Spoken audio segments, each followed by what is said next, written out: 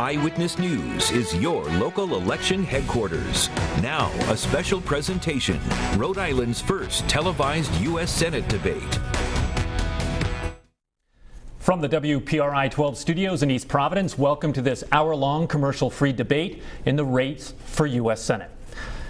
Hello, everybody. I'm Tim White. We are just 4 weeks away from Election Day, when voters will be deciding on a number of races, including who you want to send to Washington, D.C. for the next 6 years to represent you in the Senate. And the candidates are, from left to right on your screen, Republican nominee Bob Flanders and Democratic incumbent Sheldon Whitehouse. Now, each candidate will be given the opportunity for a 1-minute closing statement at the end of the debate. I will be moderating this exchange along with my colleague, Ted Nesi. Thank you to both candidates for agreeing to take part in this debate. As you know, there is no strict format. We're looking for an open and honest discussion of the issues, but if we feel like you're not answering the question or you're taking too long, we will jump in. I want to begin with the nomination hearings of Brett Kavanaugh. Mr. Flanders, when the allegations against Judge Kavanaugh first surfaced, you immediately issued a statement that called Dr. Christine Blasey Ford's claims, quote, uncorroborated allegations of uncharged and uncomplained of misconduct. The day Republican Senator Jeff Flake halted the process, calling for an FBI probe, you had already said you were a yes vote. Do you regret not taking these allegations as seriously as some of the other Republicans did? Well, first, let me thank Tim and Ted for having this debate with us in Channel 12. Look, the Kavanaugh hearings illustrated the partisanship that is unfortunately dividing the Senate into two warring camps, and it's unfortunate. But I'm a great believer in the presumption of innocence and the need for an accuser to bear the burden of proof to come forward with evidence to support allegations, particularly when they're this old, 36 years, going back to one's high school years when they were both teenagers. I took the allegations seriously, and I meant no denigration of women who have gone through these horrendous experiences. But we're still a nation of laws, and we still, even in the context of a Supreme Court hearing, need to respect the fact that evidence matters. And here, unfortunately, right from the get-go, it was apparent that the people that she named who were supposedly at the event either couldn't recall it or actually refuted that they were there. She had very dim recollections of where this occurred. In fact, she couldn't remember where it occurred, when it occurred precisely. So there were a lot of missing details. And so, although I welcomed the investigation that occurred, I didn't prejudge anything. I was willing to... Well, you said that morning you were a yes vote before, Senator Flake even said he wanted more time for an FBI probe. So how can you say that now? Because you're leaving out the other part. I said absent other evidence that might come forward. All I said was that up to that point in time, there had been no corroborating evidence. And so if I was asked, would I vote based on that, a yes, and I said, yes, I would. But I also said that if other evidence was to come forward that would potentially change my mind, then I would consider that, of course. Look, I'm a former judge. I want to see evidence of things to act on what I believe and before I come to conclusions. And so that's the approach I took with this whole proceeding. And unfortunately, my opponent took the other approach. His approach was one of political flatulence. He wanted to do everything he could to derail this man and to do a character assassination. I think he owes an apology to Judge Kavanaugh, his family, and in fact, even to his Senate committee for the way he handled things. Well, why don't we bring you in, Mr. Whitehouse, and his not so subtle reference to your questioning during the Senate Judiciary hearings. He has a commercial on the air right now mocking you for asking Judge Kavanaugh about yearbook entries that were sophomoric. Looking back now, what did that accomplish? Well, first, let me join my Republican opponent in thanking you, Tim, and thanking you, Ted, and thanking Channel 12 for hosting this. And let me thank my Republican opponent for joining me here on the... Happy to do so. ...in the debate. First of all, I have had the occasion to see that advertisement, and I think it's a bit rich to be lectured on what is appropriate by the candidate who brought both gas bag and doofus into the Republican political lexicon here in Rhode Island. The words that were used that have excited my opponent were not mine. They were Brett Kavanaugh's. They were his words, used by him in one of the few pieces of evidence that we actually had from the time at which this alleged event occurred.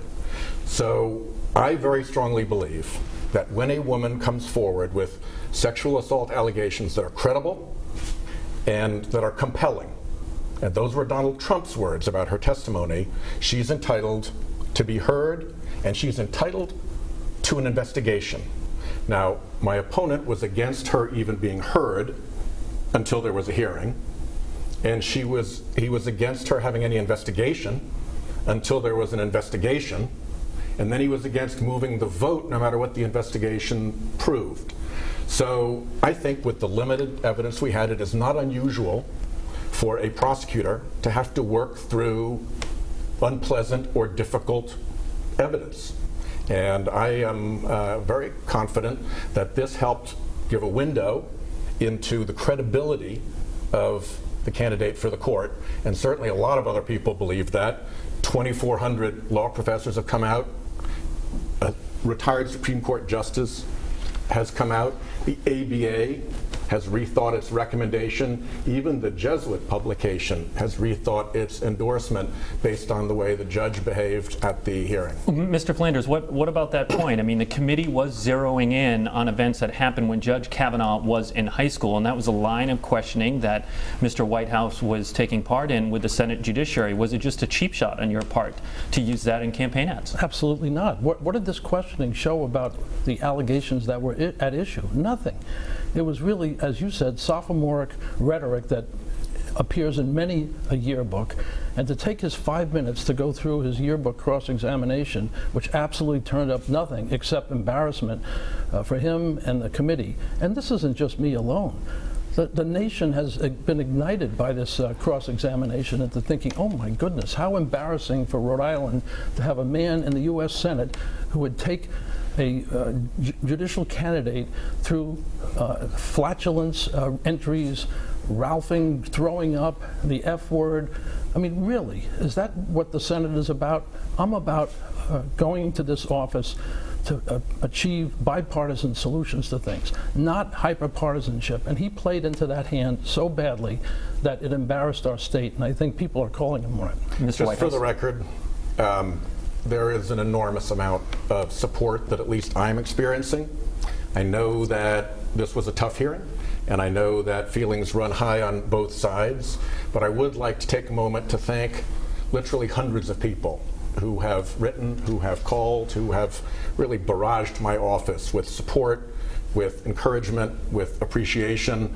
I was just at the Sons of Italy parade in Newport. 7 people approached me in a rather small gathering to say thank you and keep it up. So there is the view out there, particularly among some Republicans, that my Republican opponent has described, but the feedback that I'm getting from Rhode Island has been immensely positive and supportive, and I appreciate it. Let me ask you about somebody else who called your office, and that was a Rhode Island man who initially claimed Brett Kavanaugh assaulted a woman on board a boat off the coast of Rhode Island. He later recanted that account.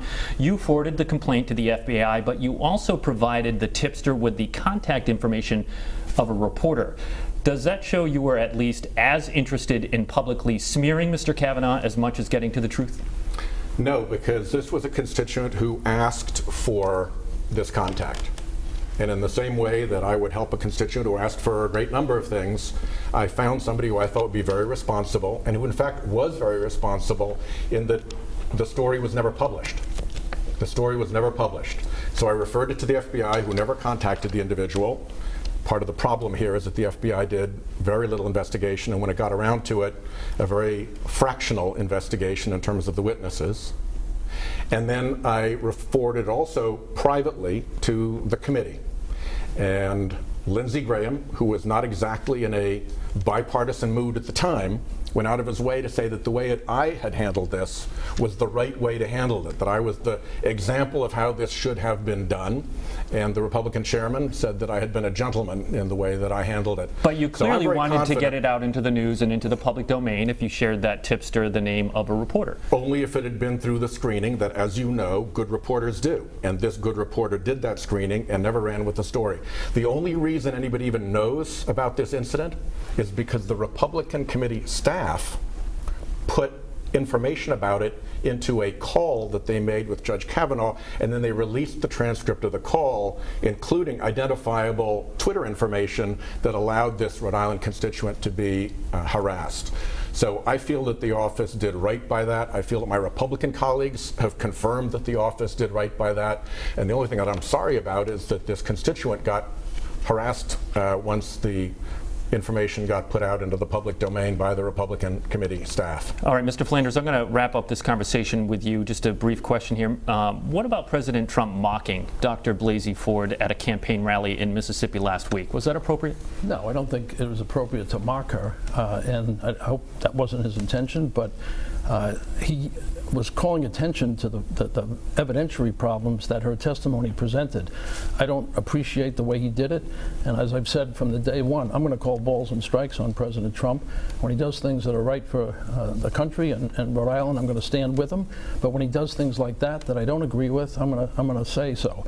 So no, I don't think it's right to mock. Does he owe her an apology? Well, I don't know if he knows her apology, because I don't think he was intentionally trying to mock her. This is his way, unfortunately. And that makes it right. Well, it doesn't. I didn't say it made it right. I'm just saying that it's unfortunate that it's been interpreted as that. I think he was trying to draw attention to the fact that her testimony was uncorroborated. And in the end, that's what I think caused even Joe Manchin, the Democrat, to vote in favor of the situation, of advancing him to the court. The evidence wasn't there, and unfortunately, the very people that she relied on couldn't corroborate her testimony, and that was fatal, I think. This is why we have statute of limitations, by the way, in law, because we know that after so much time goes by, it's hard for people to recollect what they're talking about. It's hard to reconstruct the truth, and so this is why these claims never even see the light of day in a courtroom. All right, Mr. Flanders, thank you very much. Just in point of fact, her claims were corroborated. Very briefly, her claims were corroborated by very well-established corroboration, her own prior consistent statements, and the reason we don't know more about the corroboration is because the FBI was told by the White House not to look at 30 All right, we're clearly witnesses. not going to decide that here on Channel 12. Let's go to a major issue here in Rhode Island and in this race, which is the opioid crisis. And Mr. Whitehouse, I'll start with you. As you know, a law you co-sponsored in 2016 has come under criticism in a 60 Minutes Washington Post investigation. The law changed the rules for how the DEA, the Drug Enforcement Administration, handles questionable shipments of prescription drugs. A whistleblower now claims that law hamstrung DEA's ability to crack down on illegal drug shipments. Do you now think that law was a mistake? I think the whistleblower is wrong. We've had plenty of chance to look at it. But let me start by pointing out that I'm the Democratic author of the most significant piece of opioids recovery legislation that Congress has recently passed. I worked for years on it with Rob Portman. It's called the Comprehensive Addiction Recovery Act, and in the recovery community it's known as CARA. And just recently, when we cleared the Opioids Crisis Act, Rob Portman's and my CARA 2.0, we got another 6 provisions into that. So this is an area in which I have been, if not a Democratic leader, perhaps even the Democratic leader on moving forward. But did you make the wrong call on this law? I don't believe so. We had a hearing to determine whether that was true. The woman who is the career person at the Drug Enforcement Administration who runs this program, it's called the Diversion Program, she runs it, and she was asked, did this interfere with enforcement in any way? And she said to us under oath, no. Moreover, in the bill itself, just in case there were any problems, we put in a reporting requirement. And the administration has never come back to us with a report to say that there's any problem with the bill. They're past the reporting requirement, so it's not like they're waiting for a due date. If there were a real problem, I think they would have come back to us. Plus, 100 senators, every person in the House, and President Obama all supported it. So it would be quite a strange thing to have that array of people all in favor of interfering with enforcement in all of this. It's just not consistent with my record, and it's not consistent with the facts as enunciated by the woman who runs the program. All right, let me bring in Mr. Flanders. It is correct that bill passed by unanimous consent in the Senate. Mr. Whitehouse did have a Republican co-sponsor of that bill, but you've been very critical. Do you accept that response? No, I don't accept that response because it was a bad bill then, it's a bad bill now. And the fact that some people are now saying, well, it had bipartisan support, the fact is that Senator Whitehouse was taking contributions left and right from the drug industry, the drug distributors, the opioid distributors, and he was investing in these companies at the same time that he's working on this legislation, which was strongly pushed by the drug industry. So this has been a disaster for opioid enforcement by the DEA. That has not been remedied by this last-minute bill that he just referenced. For 12 years, this man has done nothing until 4 months before the election. Then he comes back with an opioid bill. Where has he been for all this time? The deaths from opioids have been mounting. We've had more people killed by opioids in Rhode Island and over across the nation that were killed in wars like Vietnam.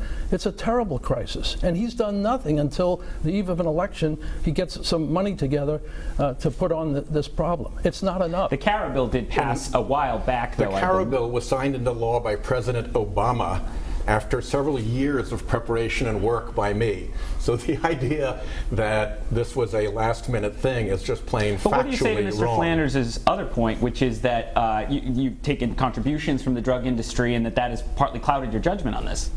I don't even know what contributions I've taken from the drug industry. I'm certainly not a favorite of theirs. Their favorites tend to be on the Republican side.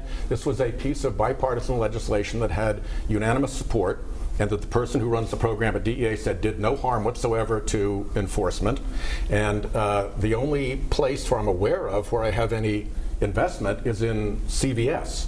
CVS, our company, up in Woonsocket, which I'm actually perfectly proud of. I don't want to put them into the category of being drug dealers who you shouldn't invest in. And frankly, the only reason I know that is because my opponent made a public fuss about me having ownership in what he called opioids distributors, and it turned out when he was asked that what he meant was CVS. I like CVS. Well, I think CVS is a great Rhode Island company. Maybe taking over 100,000 from opioid manufacturers and distributors doesn't count for much in Senator Whitehouse's world, where he's accepted over $3 million from corporate PACs over the life of his being a senator. But that's real money to most of us here in Rhode Island.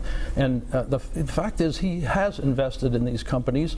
Why doesn't he put his investments into a blind trust or mutual funds or something where he can't get called on helping the very companies that he's legislating with? He's already been criticized for insider trading back in 2008 when the healthcare crisis hit. Then with the opioids came on board, he's taking money from these folks, investing in them, and then passing a bill that guts the DEA's powers to go after these pill mills that are killing our citizens left and right. That's wrong, and if I am elected a senator, I'm going to put my assets into a blind trust, so you can't be called for conflict of interest as he has been over the years. Again, just for the record, this supposed insider trading allegation that my opponent has just raised was rated pants on fire when it was brought up before. It has no credibility whatsoever, and it, I think, says a little bit about my opponent that he's raising it here now. Well, it says what it says because you did, in fact, invest. You don't have your assets in a blind trust. You're investing in healthcare companies. You're claiming that you don't talk to your broker. It's all your broker's doing. But in fact, you're making these investments, and it's making you and the Senate look bad when you do those kinds of things and then legislate on the same subjects. Mr. Flanders, I want to ask you about something else that already was alluded to. You say you want to bring civility and consensus building to Washington if you're elected, but you've repeatedly said Mr. Whitehouse has blood on his hands for sponsoring this law. Your ads have called him a gas bag and a doofus. Won't rhetoric like that feed into the partisan rancor that you're campaigning against? Look, you have to differentiate between campaigning and working as a fellow legislator with people. Of course, I've got to draw a contrast between. I have limited funds. I don't have $3 million in corporate PAC money to back me. I can't afford to go into lengthy and numerous commercials about all this, that, and the other thing. I've got to take the issues as I find them. And yes, I have to draw contrasts. And all campaigning is reduces to getting words on paper and describing a situation. So I don't regret calling attention to the fact that he made 212 speeches on climate change to mostly empty Senate chambers. I mean, this is the very definition of insanity, to go on and on and on. And this isn't to say anything bad about the point on climate change. It's just that you can't be a Johnny One Note down there. And other than that, what has this man accomplished? We don't even see him. He's a Washington. He's on the permanent social register down in Washington. That's where he's a citizen. He's forgotten about Rhode Island, largely except to pontificate about climate change. And so I'm going to draw attention to that. And his shameful performance in these Kavanaugh hearings, he was a gas bag. It was all about juvenilia in a high school yearbook and bringing up stuff that's causing us to be mocked by people all across the country. Mr. Whitehouse, I'll give you 30 seconds to respond, then we should move on. I think in terms of effectiveness, there are some neutral judges out there, and there are two universities that look at who's effective and who isn't in the Senate. Both of them have put me in the top 10. In one case, so I'm the only person who's not a committee leader who's in the top 10. I think I've gotten 10 pieces of legislation passed in the past 30 days. I've got these two ratings of being in the top 10 most effective senators. I have laws like the CARA bill that have changed the way we do opioids. I'll tell you what so he's I in the think top I've got 10 a for. credible. He's in the top 10 for being the most partisan senator. He's ranked 9th on the Lugar index for being the 9th most partisan senator down there. We need somebody who's going to work across the aisle and work with Democrats and Republicans. This man has toes the line for Schumer and others on the Democratic side. Over 90% of the time. Okay, this debate is only an hour long, so we're going to move on right now, a rapid fire section, because we don't want to belabor a bunch of issues. We'd like to get through them rather quickly. I'm looking for 1 or 2 word answers on these questions here. I'm going to start left to right and alternate the order. Mr. Flanders, are you pro-choice or pro-life? I'm pro-life, but at the same time, as a judge, I understand what the law is, and that the law of the land is that a woman has a right to choose up to viability, and the state can't unduly burden. Okay, Mr. Flanders, you said you're pro-life. Mr. Whitehouse? Pro-choice. Mr. Whitehouse, do you support or oppose abolishing ICE, the U.S. Immigrations and Customs Enforcement Agency? I do not support abolishing ICE. Okay, Mr. Flanders? I certainly do not. Do you support, Mr. Flanders, or oppose legalizing recreational marijuana at the federal level? Not at this time. Mr. Whitehouse? Nor do I. Mr. Flanders, if elected, would you vote for Mitch McConnell as Republican leader in the Senate?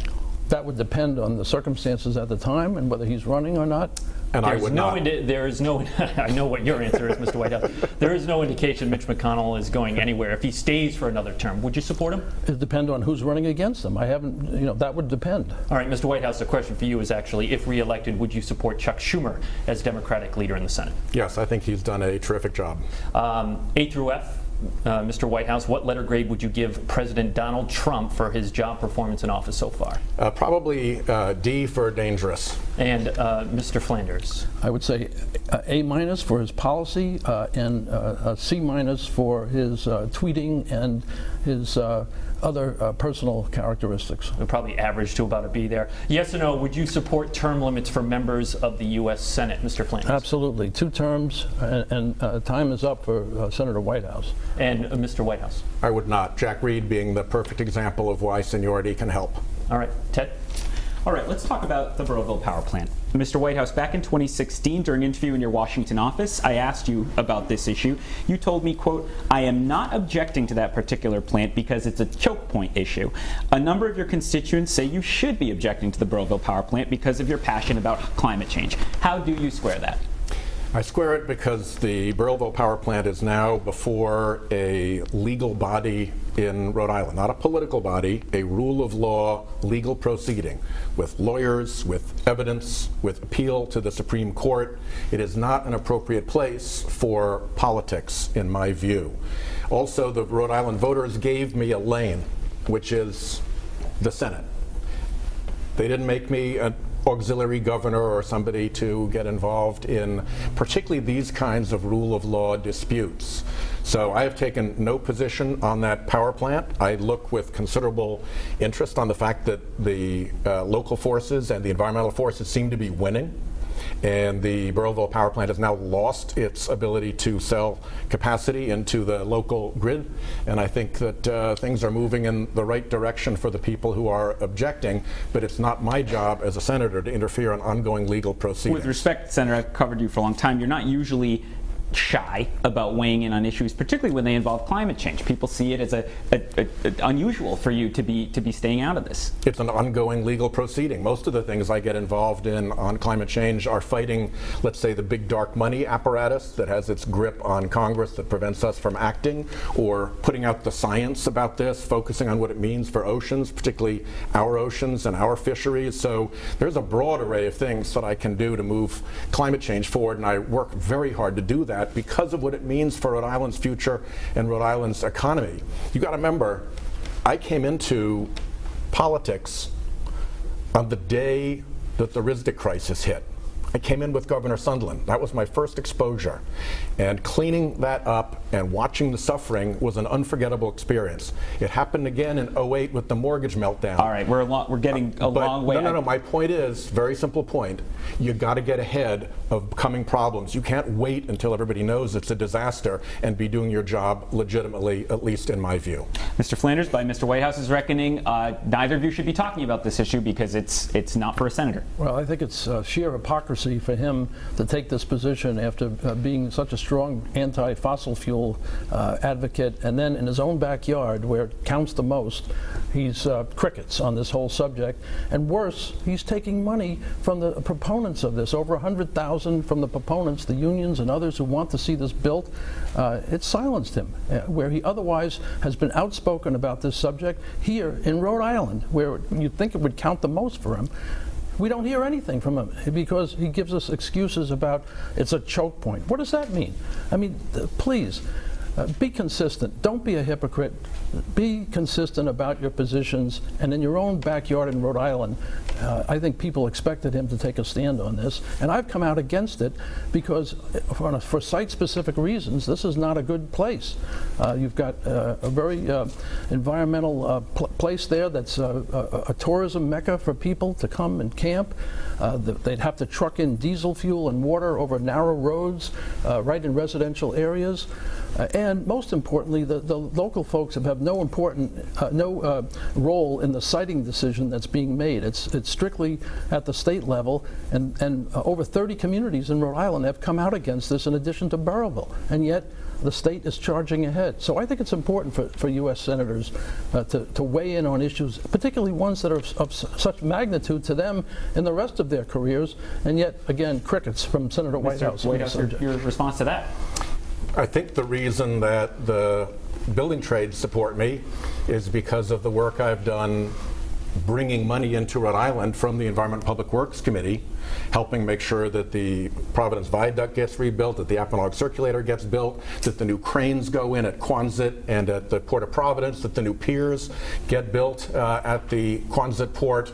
So they're looking around, they're seeing things like General Dynamics, giving them the first project labor agreement in the company's history here in Rhode Island for the new facility that is being built there to incorporate the added submarine work that is coming in.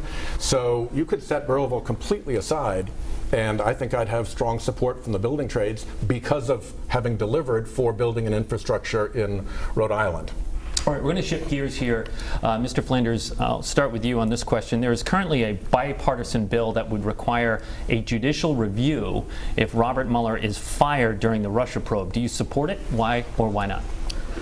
I'd be cautious about that because that has constitutional implications. I think that with these special prosecutors, it's important that we give the president some leeway in being able to act. I don't believe that the Congress should get too far down the road in micromanaging decisions that are made about this. Politically, there'll be a price to pay for President Trump if he does do anything with respect to Robert Mueller. I'm in favor of the Mueller investigation continuing to its end, although I do think it needs to wrap up in the reasonably foreseeable future.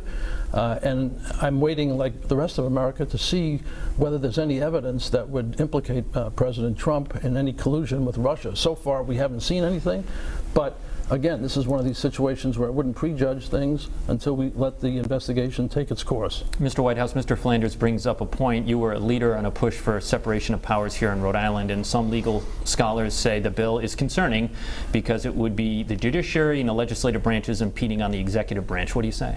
Well, first of all, I support the bill. I was one of its original co-sponsors and argued strongly for it in the Judiciary Committee, and I'm still for it. And I think the behavior recently of the president with the way he's threatened Rod Rosenstein is a pretty strong signal that we need to make sure that law is in place. It does not put Congress into micromanaging the investigation.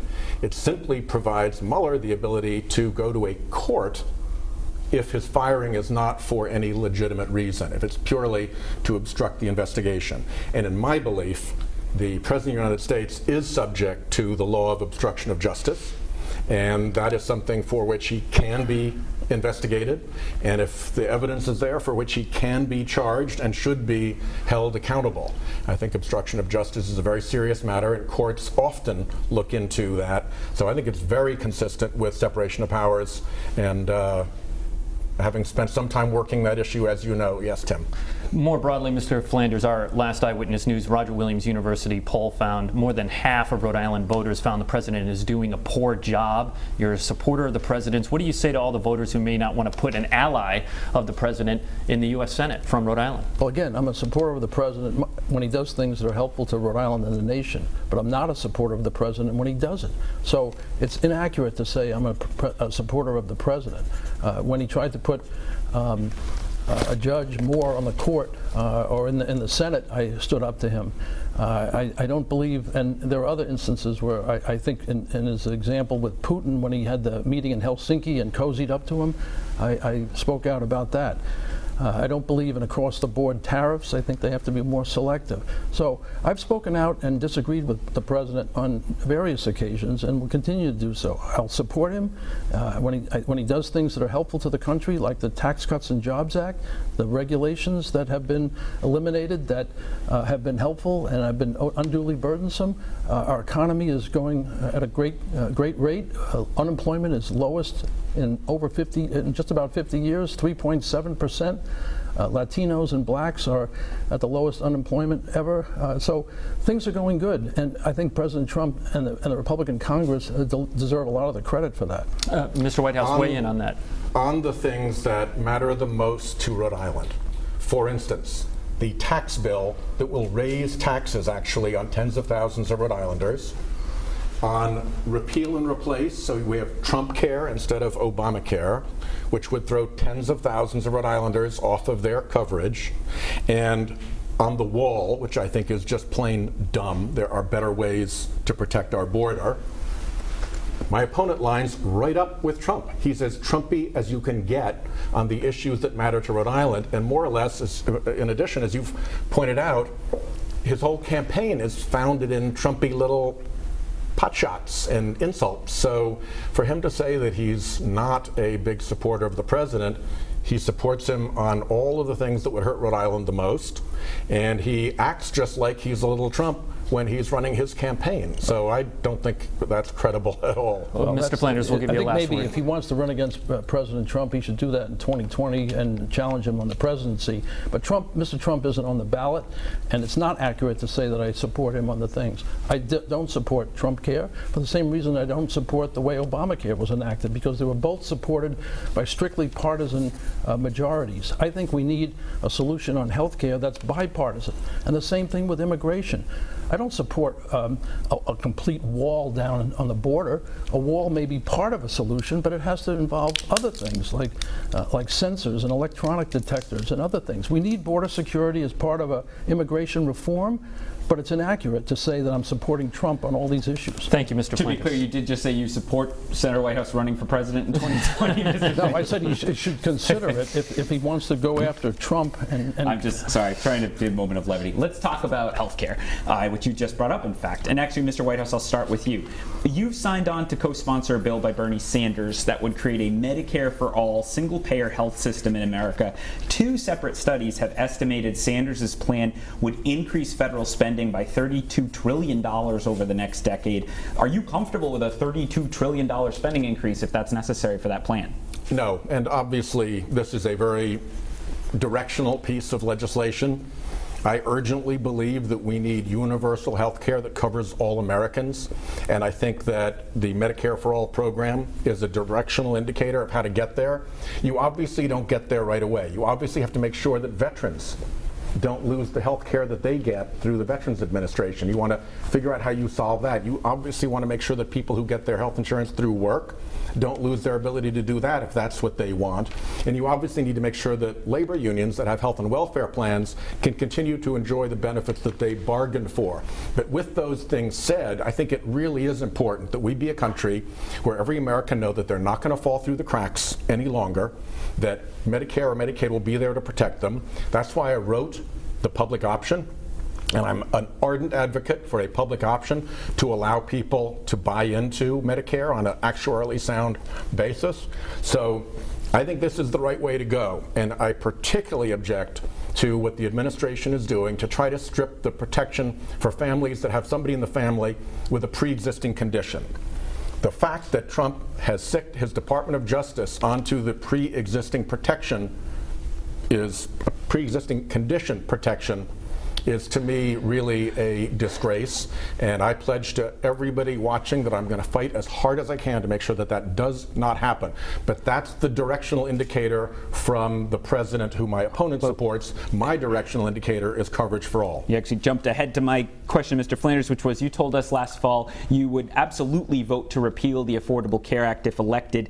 As Senator Whitehouse notes, many Americans with pre-existing conditions say they rely on the law to obtain coverage. What do you say to that concern? I think the ads he's running are completely false because there was no intent to strip pre-existing condition coverage. In fact, it's illegal under Rhode Island, Massachusetts, and other states to not afford protection for pre-existing conditions. So there was never any threat that that would happen. What we need is a solution that will put more competition into the healthcare system. We don't need socialized medicine. A public option could be part of a compromise solution here, but it has to enjoy bipartisan support. That's the key. For any legislation to succeed in the Senate, you need 60 votes. That means with the split that's there, you have to have people from both sides.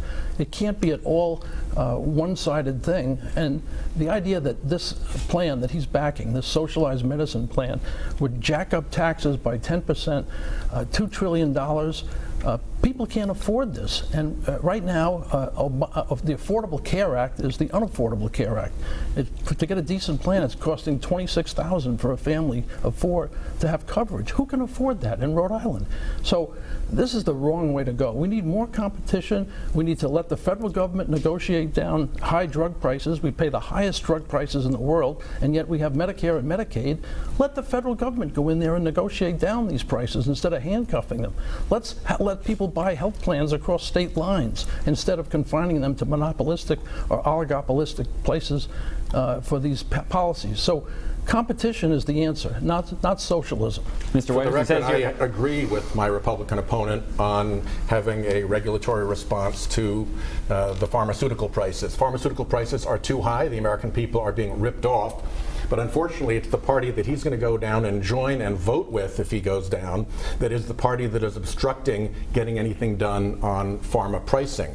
So we need to do this. We need to get after these pharmaceutical companies. And right now, it's the Republican Party that's the obstacle to doing that, even though President Trump campaigned on this. But as you know, speaking of crickets, they've been crickets on this down in Washington because they're too tied up with the pharmaceutical industry. Well, I'm not going to vote won't with be any there. party that doesn't help Rhode Islanders, including the Republican Party. And if they're obstructing reform on pharmaceutical pricing and bringing drug prices down, then I'm going to not vote with them. It's that simple. I'm independent-minded. And as Senator Whitehouse knows from my days on the court, I didn't hesitate to dissent from my colleagues when I disagreed with them publicly. And I'll do the same thing with the Republican Party down there in Washington. Rhode Island needs an independent-minded person down there. We've always been well served when we've had a Republican and a Democrat down there. Think John Chafee, think Claiborne Pell. Instead, we have all Democrats when the executive branch is entirely in Republican hands. Wouldn't it be nice to have somebody with a seat at the table instead of throwing rotten tomatoes at the team that's on the field? Rhode Islanders would benefit from someone down there, a Susan Collins type person who can go down there, leverage her involvement at the table, and bring home the bacon for Rhode Islanders. Briefly, Mr. Whitehouse, the balance argument, it comes up a lot. The real bipartisanship that we need is to break the Republican monopoly on power in Washington right now. It has been abused, it has been badly abused, and it has not served the American people. When we're in a place in which one of the branches of government has a democratically controlled chamber, the runaway train will slow down. We'll be able to do real negotiations. So as people like George Will, the legendary conservative columnist, have said, the way you make things right in Washington is by voting for Democrats. So at least in this election, so that you get a balance of powers again. You get the checks and balances that the founders intended instead of the runaway Trump train that is doing so much damage right now. All right, I want to move on to foreign policy. Mr. Flanders, to you first. President Trump has been criticized for his comments about North Korean dictator Kim Jong-un. Critics say the president has given an international platform to a man described as a tyrant with an abysmal record of human rights. The president said he and the North Korean leader, quote, fell in love. Are you comfortable with the president's approach with North Korea? Oh, I'm not comfortable with the rhetoric that the president used, calling him a little rocket man to begin with, and now what you just alluded to. But the fact remains that we're in a better place than we were when each was threatening nuclear annihilation. I think it's good that we're trying to work towards something. This is one of these trust but verify situations. I'm hopeful that that we'll get to a better place eventually. But it's going to. This game has been played by North Korea for decades, and so the administration needs to be tough on them. But it would be good if they did it at the bargaining table instead of the rhetoric through the tweets and the name calling. Every year, I go to the International Munich Security Conference. I've been the Democratic lead with Senator John McCain for years now. It's one of the ways that our fast friendship was forged. What we have heard there, and what Senator McCain was incredibly articulate about, was that the Trump administration internationally is undercutting the basic alliances that have kept the peace since World War II, and that American leadership and NATO have all been put at risk. And I think if you're looking at the places where the Trump doctrine is most dangerous, it's with respect to our allies in Europe, and in particular those allies on the fringe in the Baltics and in the former Soviet states who really feel the pressure of Vladimir Putin, and they feel a terrible absence, and they're very candid about it. It's not for nothing that the guy was laughed at in the United Nations.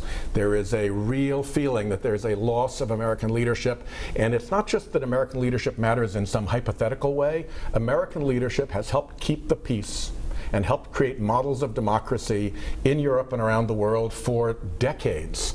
And the damage that's being done to that is what is really the most dangerous part of the Trump foreign policy. Mr. Flanders, earlier in the debate, you did point out that you publicly disagreed with the president when he questioned U.S. intelligence agencies while standing next to Vladimir Putin at a news conference. But do you think it was treasonous when he made those comments?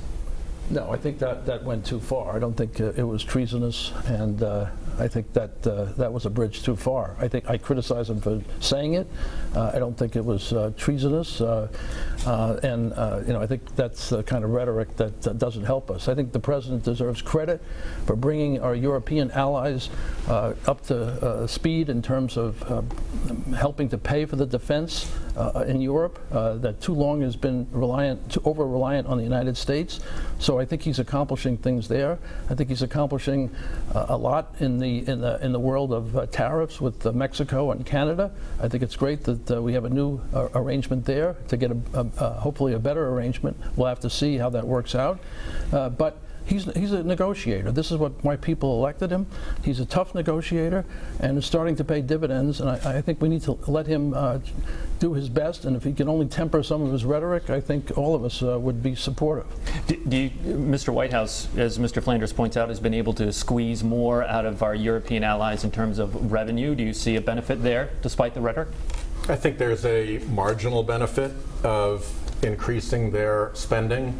On the other side of the coin, there's this massive, massive gap of a loss of confidence in the Atlantic Alliance and a loss of confidence in America as a partner. It took decades to build that up. Republican and Democratic presidents alike worked very hard to build that up. It is a precious asset for modern democratic market economies like ours, and the fact that it's being degraded so by the president, don't take it from me, just ask the leaders of those countries. It is now the main feature of the Munich Security Conference. How do we rebuild and undo the damage of Trump? And people have to constantly go over there to try to reassure people that he doesn't really mean what he says.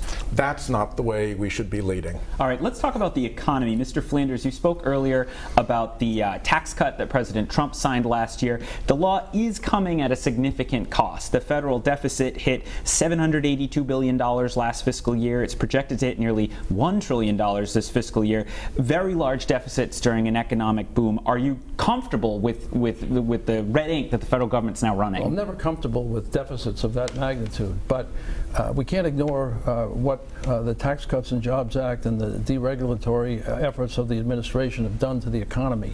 And so as we have more people working, we have more jobs available than there are people to fill them. This is a good thing. It's a good thing for wages, it's a good thing for the economy, and it's a good thing for our tax collections, because the more people work, the more taxes are paid, the more chance we have to pay down the deficit. So while I don't agree with building up deficits incredibly, as was done, for example, under the Obama administration, where they went from 10 trillion to 20 trillion. So that's where the big spending occurred. But I think on balance, this has been a positive thing for the economy. People's 401ks are doing well. People are able to find employment. And most importantly, people are putting more money in their pocket so that they can afford the things that they like and to realize the American dream, which is to have a better life for your kids than perhaps you have had. And we need to remember that as we look at things like the deficit. Mr. Whitehouse, you've been a staunch critic of that law. If there was a vote to repeal the entire tax law from last fall, would you vote to repeal it all? I would vote to repeal it all. Obviously, some of it can be rebuilt, but I think would put us in a better place to go forward. There are a bunch of problems with this law. The first is that one of the economic problems that we have seen is that income inequality is like back to the days when the Newport mansions were being built levels. And a great deal of the increase that came from the tax bill was increase in tax savings that went to the richest people and to big corporations. You've seen very little filter down into anybody's wages. But the worst thing about the tax bill is that it is being used as a pivot to Medicare and Social Security. We've heard it from Trump's economic advisor, Larry Kudlow. We've heard it from the House. We've seen it in the House budget. What they have said is, we have put $2 trillion onto the credit card to juice the economy for big corporations and the wealthy. And now we're going to get that $2 trillion back by going after Medicare and Medicaid and Social Security. That's the real danger here, because I believe Medicare, Medicaid, and Social Security are fundamental precepts of middle-class success in this country and are sacrosanct and should not be messed with. So, sure, the economy's improved, but one final data point. We've had 19 months of the economy under President Trump. And if you look at the previous 19 months under President Obama, there was actually more economic growth during the months under President Obama than there was in the 19 months under President Trump. So even with all this high-end juicing of the tax code for the benefit of big Republican donors, it really hasn't changed the trajectory of the economy. All right, I want to bring in Mr. Flanders, risk. the question of Social Security and Medicare as a place for savings to cut the deficit. I think that's a completely false proposition. There's not going to be anything that happens to Medicare, Social Security, or Medicaid without bipartisan action. So this is just fear-mongering that's consistent with what the junior senator has been doing his entire career. It's always about the Republicans and President Trump or whoever Republican he's attacking doing things to take away these programs. It's just not going to happen. It's a fantasy. It's not going to happen, and wouldn't happen if I'm there as a senator unless we got together and agreed with both parties as to what, if any, adjustments were needed. Look, the Tax Cuts and Jobs Act has resulted in savings and more money in the pockets of people. A family of 4 over 10 years will realize $45,000 more in income. A regular family, an average family, would be $26,000. $1,400 more will be in people's pockets just for 2018. And if it's a family of 4, it's even higher than that. So this might be crumbs to the Nancy Pelosi's and the Senator Whitehouses of the world, but that's real money to Rhode Islanders.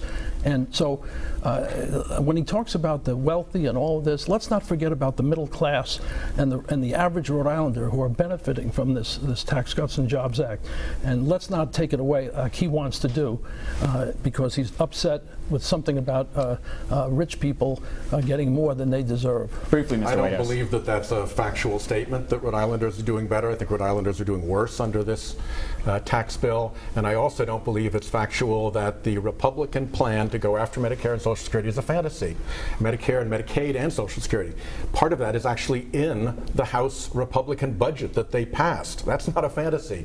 And the other part is what the president's economic advisor has said is their strategy in the months ahead. So I take them at their word. I'm not making up a fantasy. I'm reporting what the Republicans themselves have done and what they have said about what their plan is to recoup the $2 trillion they spent on tax cuts for the rich. We're getting tight on time. Mr. Flanders, I'll give you 30 seconds for a response here, then we're going to move on. Yeah, I mean, I would never support that if that were the case. I mean, there are bills of all kinds that get introduced.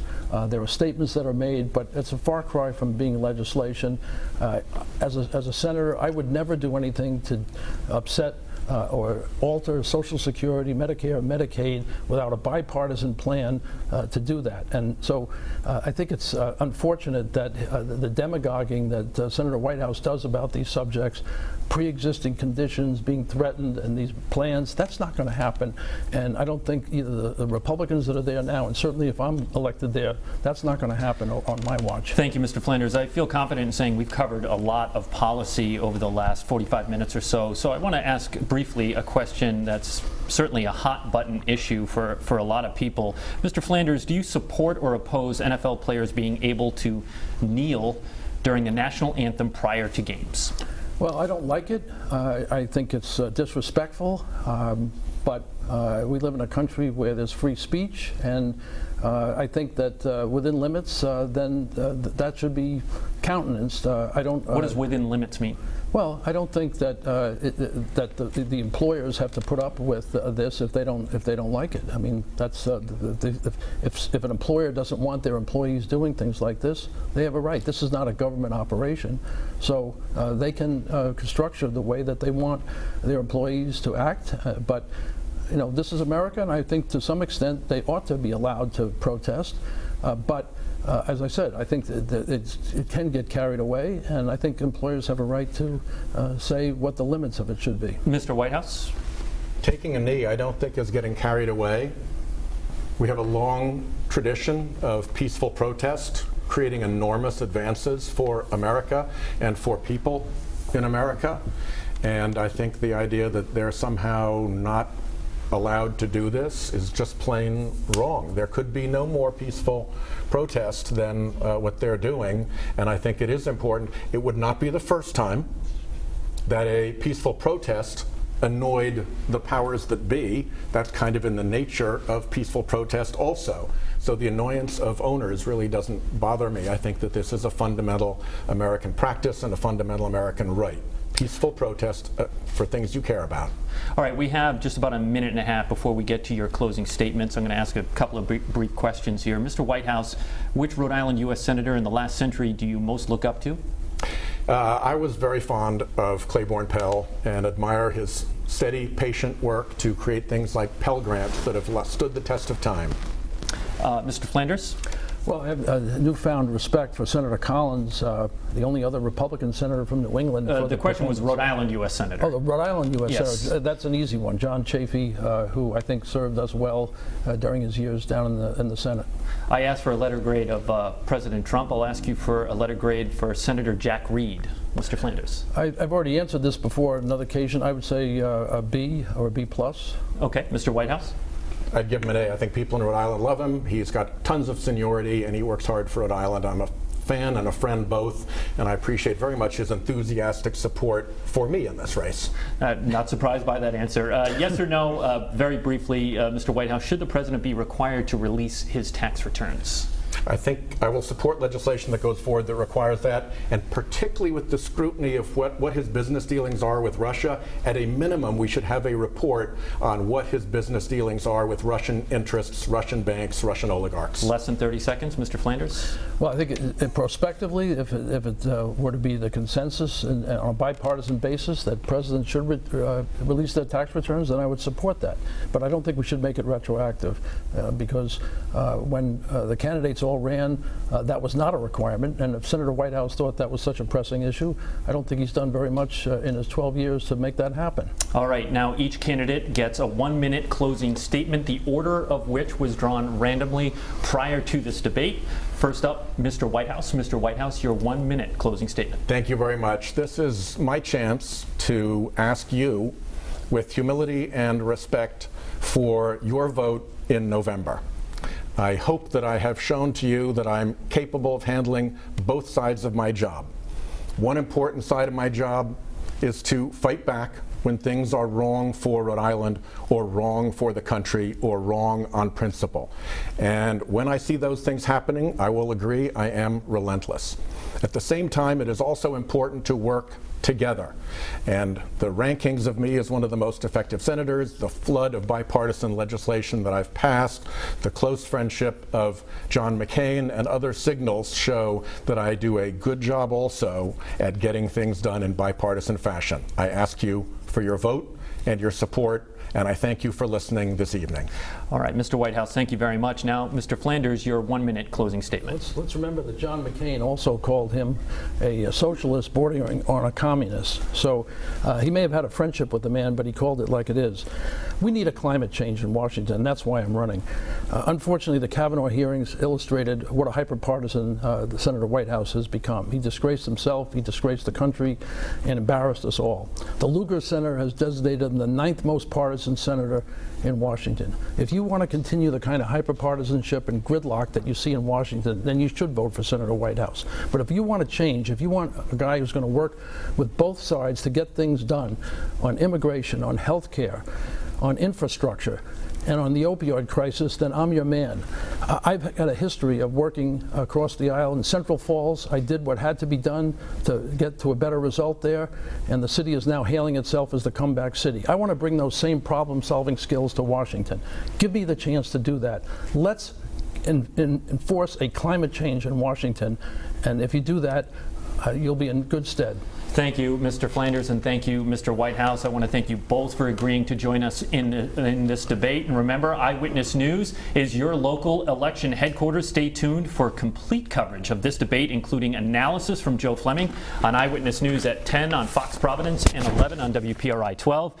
If you missed this debate or any others, including last month's gubernatorial debate, you can find them on WPRI.com. In fact, Ted Nesi and I will be back in the studio next week for yet another debate, this one between House Speaker Nicholas Mattiello and his Republican challenger Steve Frias, so make sure you stay tuned for that one.